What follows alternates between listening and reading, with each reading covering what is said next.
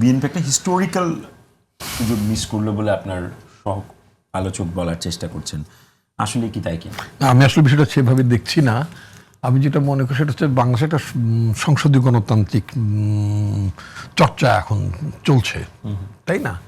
এই চর্চাটা আমরা মাঝে মধ্যেই করি, মাঝে মধ্যে ইন্টারাপ্টেড হই, ঠিক আছে। তো এমনি একটি চর্চার মধ্যে যখন আমরা থাকবো তখন স্বাভাবিকভাবেই এখানে মেজরিটি পলিটিক্যাল পার্টি যারা পার্লামেন্ট যাদের ডমিনেন্সে থাকে তারা ন্যাচারালি তাদের প্রার্থী তো তারা দেবেন, এটি তো খুব স্বাভাবিক। এটা বলার অপেক্ষা রাখে না যে সেই দল মানে যদি রাষ্ট্রপতি নির্বাচনের কথা যদি ধরি তাহলে এখানকার ভোটাররা তো এমপিরা, তাই না? তো এমপিরা যারা বিএনপি থেকে যারা নির্বাচিত হয়েছেন অথবা জামাত থেকে যারা নির্বাচিত হয়েছেন, হোয়াট এভার, যারা বিভিন্ন দল থেকে যারা নির্বাচিত হন তারা তো তাদের দলের বাইরে এমনিতেই ভোট দেবেন না, ভোট দেওয়ার কোনো কারণও নাই। তো সুতরাং এখানে ইলেকশন তো বটেই, এখানে কি বিএনপির প্রার্থিতার বাইরে বিএনপির এমপিদের ভোট দেওয়ার কি কোনো সুযোগ আছে? নাই। বা যদি দেয় তাহলে তার সদস্যপদ দেওয়ার কোনো সুযোগই নাই।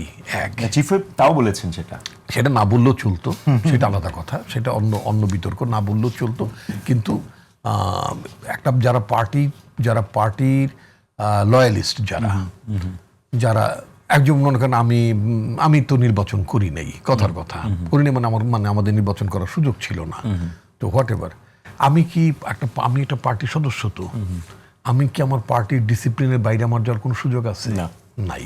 আমি আমি ইন এ ব্রডার টার্মস আমি হয়তো মানে অনেক কিছু হয়তো আমি করতে পারবো, মানে আমার অপিনিয়ন আমি তুলে ধরতে পারবো, বাট সেক্ষেত্রে আমাকে বলতে হয় যে এটা হচ্ছে আমার ব্যক্তিগত মত, তাই তো?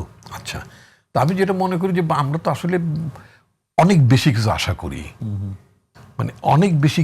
করি, মানে সাধ্যের বাইরেও আমরা অনেক কিছু আশা করি।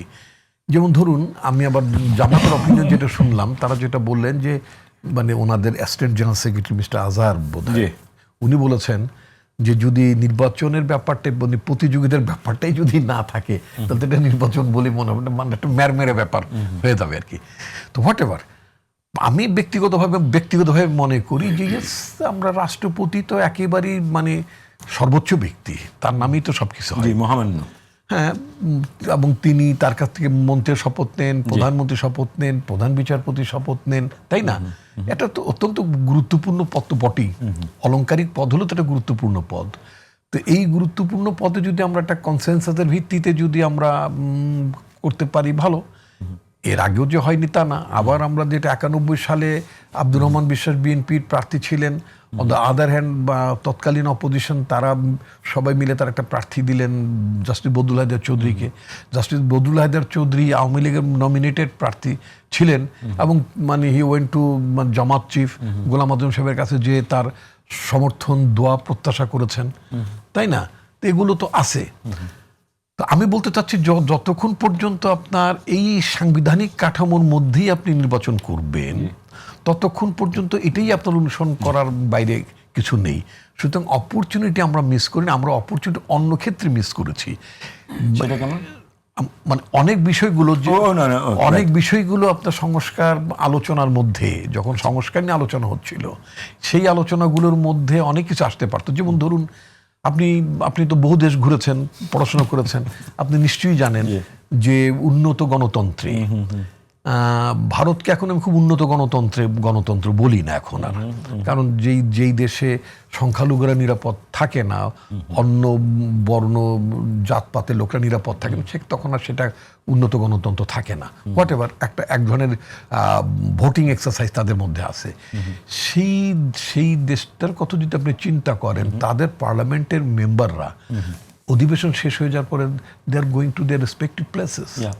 আমেরিকাতে যখন আপনার অধিবেশন শেষ হয়ে যায় ব্রিটেনও তাই।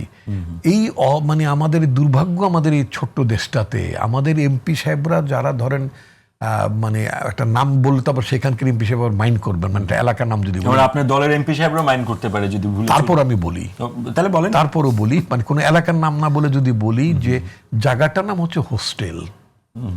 আমরা তো হলে থাকতাম কিন্তু ওটাকে আমাদের পার্মানেন্ট প্লেস ছিল, এমপি হোস্টেল। তাই না? আমাদের ছাত্রদের মধ্যে যারা বিয়ে থা করেছিল জি। তারা কি বোর্ড রুমে থাকার কোনো সুযোগ ছিল ইউনিভার্সিটি ডরমিটরিতে? ছিল না, তাই না? তো এখন এমপি হোস্টেলে আপনি অধিবেশনকালে থাকবেন, কাছাকাছি থাকবেন, তাই না? আইন প্রণয়ন করবেন, রাত ভরে অধিবেশন হতে পারে হয়তো, তারপর আপনার কনস্টিটিউয়েন্সিতে চলে কিন্তু যাবেন, তাই আপনার আসলে অধিবেশন শেষ হতে মানে ওখানে চলে norms। যাওয়ার কথা, সেখানে আপনি গেলেন, যাচ্ছেন না। এখন এখানে আরো কি করলেন, একেবারে বাক্স পেটটা নিয়ে আসলেন, ব্যক্তিগত ব্যবহার্য কাপড় এখন চোপড় আপনারা তো বারান্দায় গাড়ি ঝুলিয়ে বন্ধ রাখবেন। করে দিয়েছেন, ফুয়েলেরও প্রাইস হাই, তাহলে গেলে তো আবার সেলফ কস্টিং এ No, যেতে no, লাগবে। no, তারা এটার জন্য ট্রাভেল কস্ট পান, অনেক কিছু পান।